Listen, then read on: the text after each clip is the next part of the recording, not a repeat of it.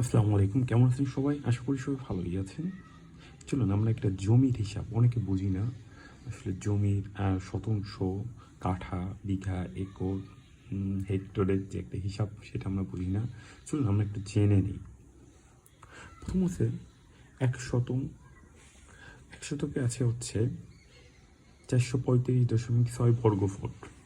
এক কাঠা, এক কাঠা আছে হচ্ছে আপনার 721.46 বর্গফুট।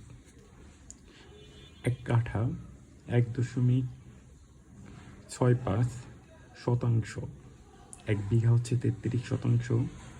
এক একর সমান সমান 3.03 বিঘা। এক বিঘা সমান সমান 20 কাঠা। এক হেক্টর সমান সমান 2.47 একর। এটা হচ্ছে জমির হিসাব। আশা করি সবাই বুঝবেন।